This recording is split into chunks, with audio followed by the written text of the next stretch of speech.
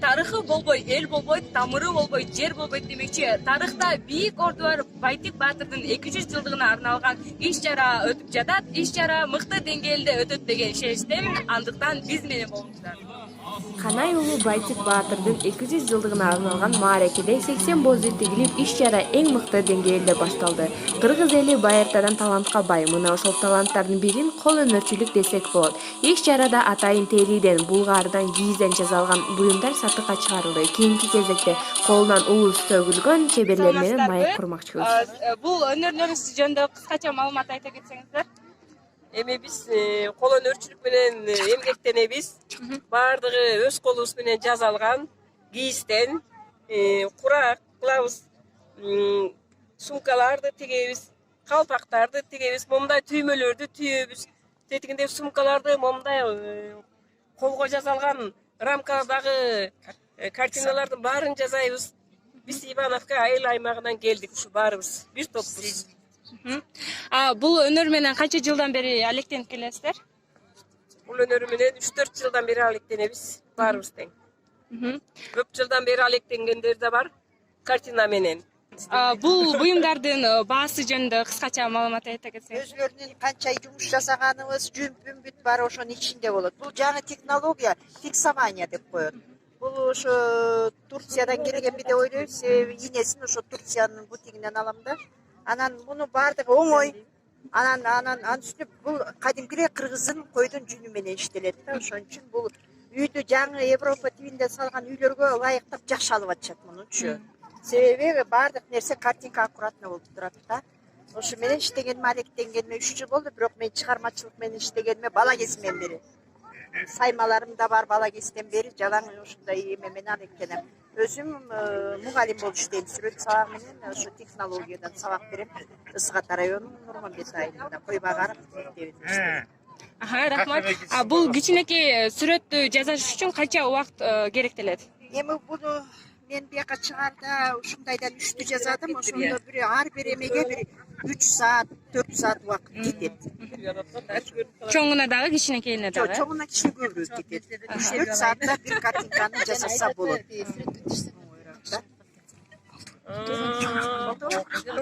Чоң рахмат, өнөрүңүздөр өркүндөй берсин. Ал эми биз өзүбүздүн рахмат. Ал эми биз улантабыз.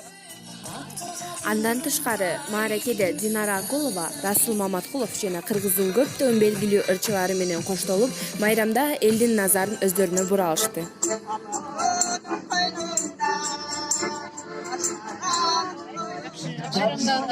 Бүгүнкү иш-чара кандай деңгээлде өтүп жатат? Сиздердин оюңуздарча? Бүгүн бизде чоң майрам. Байтик атанын 200 жылдыгы. Мына биз Байтик атанын урпактары бүгүнкү күндө аябай улуу күн катары кабыл алып майрамдап жатабыз. Биз шайрапалар ушул Байтик атанын бүгүнкү мааракесинде өзүбүздүн белегибизди тартуулайбыз. Анан номерибиз бар шайырлар. Жакшы. Бияка келели. Сиздерде кандай маанайыңыздар сиздер? Маанайыбыз өздөрү үйдө, деңгээлде кубанычтабыз. Байтик атабыз 200 мааракесине даярдык. Кудай буйрса 2022 жылда даярданып атабыз. Элде тынччылык болсун, жырга заман өтөбүз. Ошондой эле кыргыз элине өздөрүңүздүн каалоо тилектериңиздерди айта кетсеңиздер.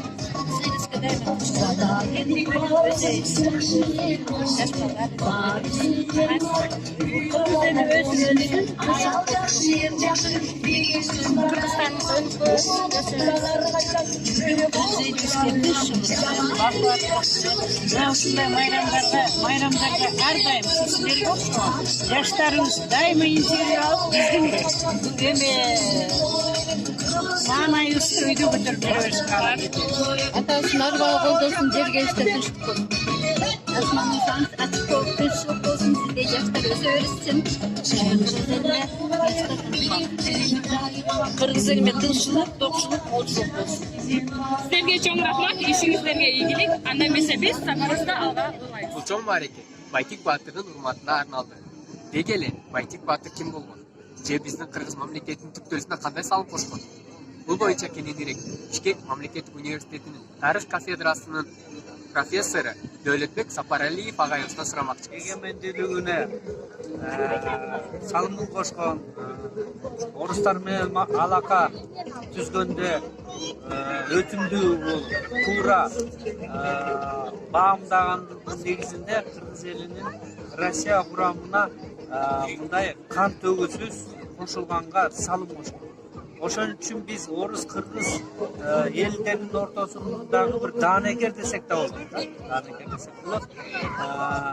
Анан азыр бул кишинин көп баягы орус империясынын курамына киргенден кийин адаптация болуш керек эле да. Ошол кезде Саламатсызбы? Өзүңүз жөнүндө кыскача тааныштыра кетсеңиз. Саламатсыңарбы. Мен бул жерге келишим, менин чоң атам, чоң атам, байдын чоң атанын уругуна кирем. Менин фамилиям Басурманкулова.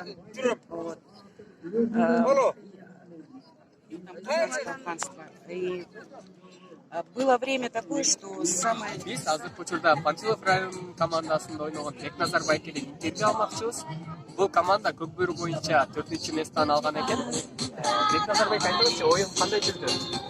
оюн жакшы болсо, бул турнир негизи чукул болуп калды. Чукул болуп баары аз убакыт болгон. Эртең ой болуп, Киров, Панфилов району, Киров айылында. Аркада үчүнчүсү жеңди. Дагы баары бар. Бул оюн болуп жатканда толкундагылар болдубу? Спортка толкунламаса Бүгүнкү оюн кандай жүрдү? эми командачыларда